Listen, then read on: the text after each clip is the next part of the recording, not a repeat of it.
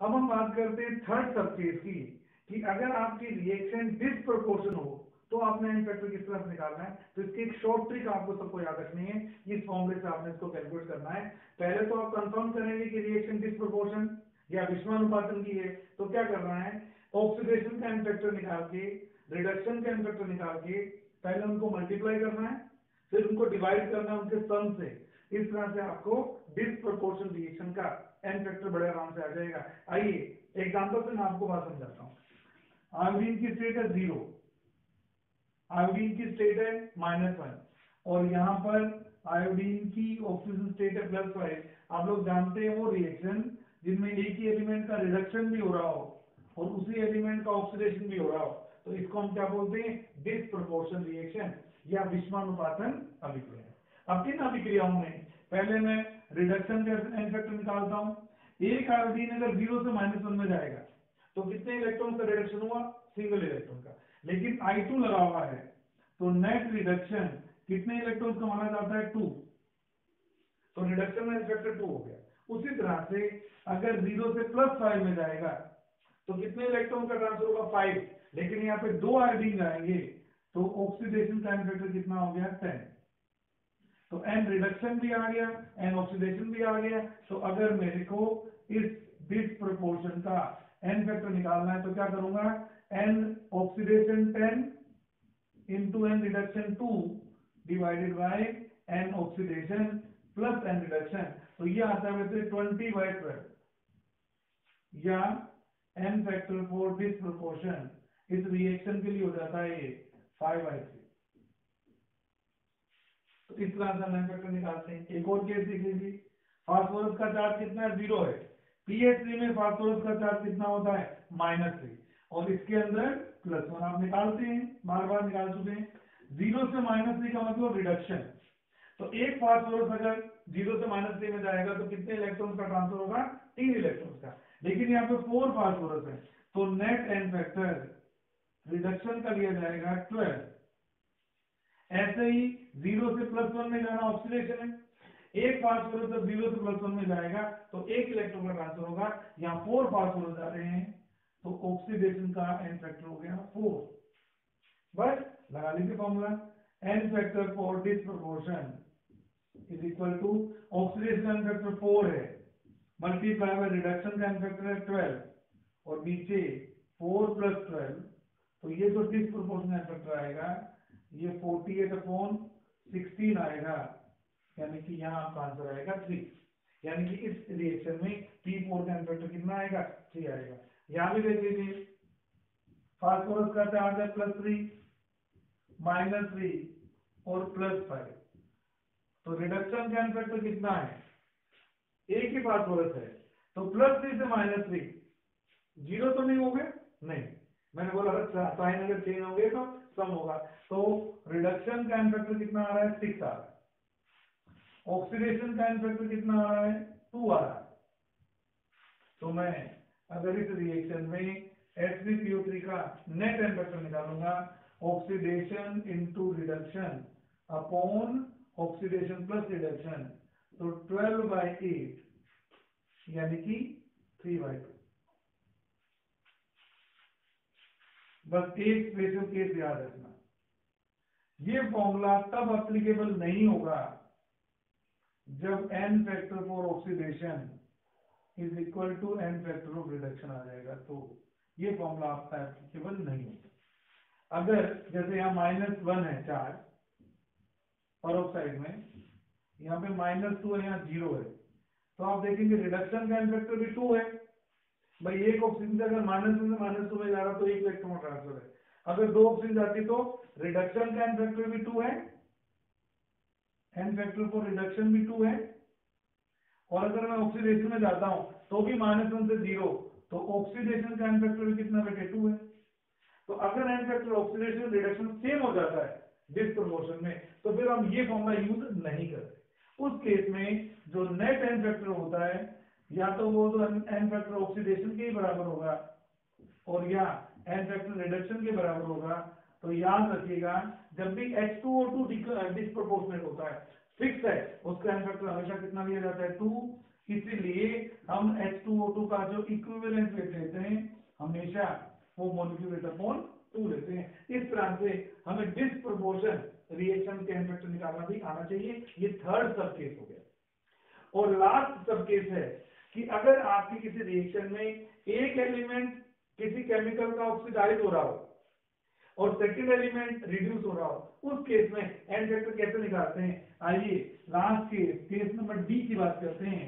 N factor for intramolecular redox reaction. N factor for intramolecular redox reaction, ऐसी reaction जिसमें एक element oxidise हो, एक एलिमेंट रिड्यूस हो, ऐसी रिएक्शंस को हम इंट्रामोलिकुलर रिडॉक्स रिएक्शन कहते हैं। तो उसका एन फैक्टर कैसे निकाला जाएगा?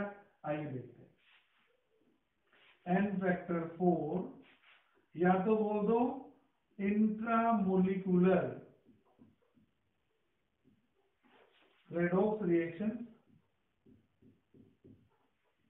उस केमिकल का निकालना नेचुरल सी बात है, या वैसे बोल दो ज्यादा बेटर है कि N factor for species in which one element is getting oxidized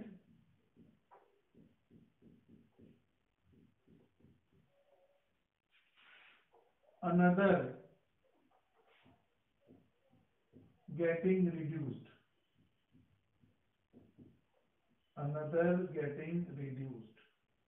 तो एन फैक्टर उन केमिकल्स का निकालना चाहते हैं जिसमें दो एलिमेंट हो, एक एलिमेंट ऑक्सीडाइज हो रहा हो, एक एलिमेंट रिड्यूस हो रहा हो, लेकिन याद रखना इसमें ऑक्सीडेशन और रिडक्शन का एन फैक्टर सेम आता है इंट्रामोलिकुलर रिडॉक्स में। कारण क्योंकि इस मॉलिक्यूल को कोई और मॉलिक्यूल नहीं मिलेगा इलेक्ट्रॉन लेने या देने के लिए, इसको आपस में ही अपने अंदर ही इलेक्ट्रॉन्स के ट्रांसफर को सेम रखना पड़ता है। तो उस केस में जो नेट एन फैक्टर आता है, चाहे तो आप ऑक्सीडेशन का निकाल लो और चाहे आप रिडक्शन का निकाल लो, उस केस में एक ही बात होती है। एग्जांपल से बात समझ में आएगी। मान लीजिए मैंने आपको रिएक्शन दी KClO3 give KCl plus oxygen.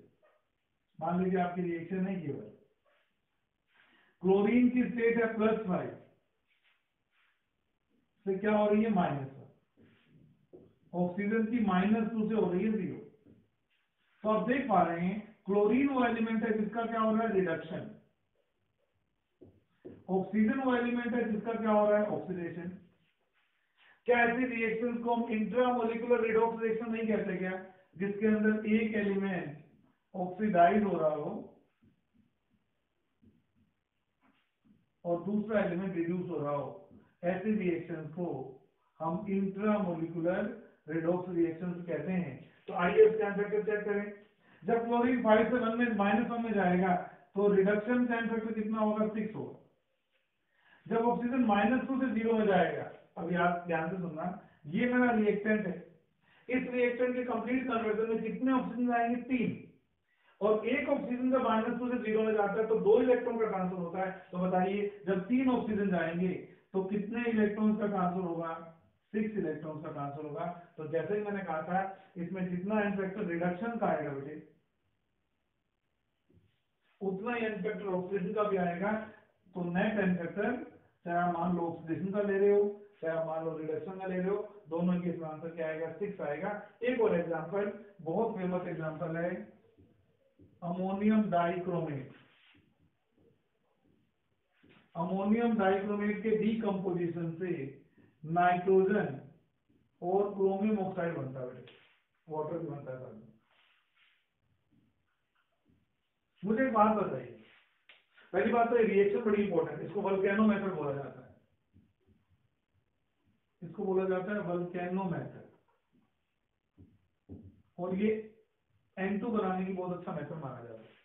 फिर आप चेक करें, अमोनियम आयन में नाइट्रोजन की स्टेट कितनी है? -6। क्रोमियम ऑक्सीडेट में क्रोमियम की स्टेट, डाइक्रोमेट में क्रोमियम की स्टेट कितनी होती है? +6। बताइए आपको। यहाँ पर एलिमेंटल फॉर्म में नाइट्रोजन 0 हो गया और यहाँ पर क्रोमियम की स्टेट हो गई। क्रोमियम इसमें कन्वर्ट करेंगे आप, इस रिएक्शन में आप क्रोमियम को कन्वर्ट करेंगे CrO3 में, नहीं हम बात करेंगे Cr2O3। इसमें आप क्रोमियम को कन्वर्ट करेंगे Cr2O3 में, तो Cr2O3 में क्रोमियम की स्टेट कितनी आएगी, +6। तो जरा चेक कीजिए, नाइट्रोजन का तो क्या हो रहा है, ऑक्सीडेशन, और क्रोमियम का क्या हो रहा है, रिडक्शन। आप ये भी देखिए कि इसमें एक एलिमेंट ऑक्सीडाइज हो रहा है, दूसरा एलिमेंट रिड्यूस हो रहा है, तो क्या करेंगे, हम कहेंगे -3 से 0 का मतलब 3 इलेक्ट्रॉन का ट्रांसफर। लेकिन मेरे पास नाइट्रोजन के एटम्स कितने हैं, 2 है, तो यहाँ पर जो n फैक्टर ऑक्सीडेशन का आएगा वो कितना आएगा, 6। ऐसे ही एक क्रोमियम जब 6 से 3 में जाएगा तो कितने इलेक्ट्रॉन का ट्रांसफर होगा, 3 का, और 2 क्रोमियम जब जाएंगे तो n फैक्टर रिडक्शन का ये भी कितना होगा, 6 होगा। तो बाय चांस ये दोनों ही केस ऐसे हैं जिनमें नेट n फैक्टर कितना किया जाएगा, 6 किया जाएगा। इस तरह से आपने इन चेंजेस को सीखना है और समझना है।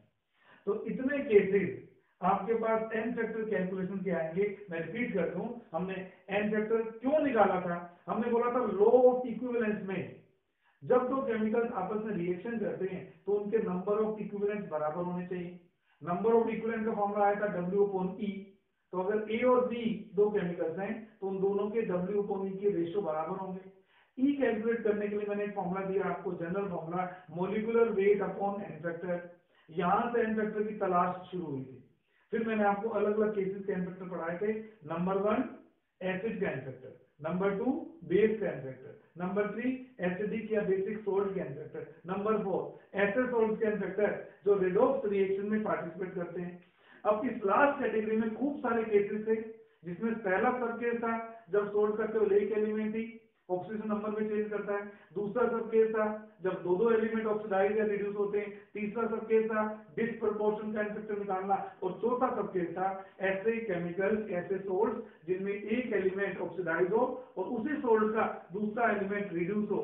ऐसे रिएक्शंस को इंट्रामोलिकुलर रिडॉक्स रिएक्शन कहते हैं। और इस केस में n फैक्टर निकालने के लिए चाहे मैं ऑक्सीडेशन का n फैक्टर निकाल लूं, चाहे मैं रिडक्शन का n फैक्टर निकाल लूं, दोनों ही सेम आते हैं। और वही उस केमिकल का n फैक्टर भी होता है। अगर KClO3 डिकम्पोज होता है तो उसका n फैक्टर भी 6 होगा। और अगर अमोनियम डाइक्रोमेट डिकम्पोज होके नाइट्रोजन और क्रोमियम ऑक्साइड बनाते हैं तो इसका n फैक्टर भी कितना है, 6 है। इसके बाद हम पढ़ेंगे n फैक्टर कैलकुलेशन की एप्लीकेशन, कि ये जो n फैक्टर की कैलकुलेशन है ये क्या क्या चीजें हमें फर्दर निकालने में हेल्प करती है, ये हम अगले वीडियो में देखेंगे। Thank you so much.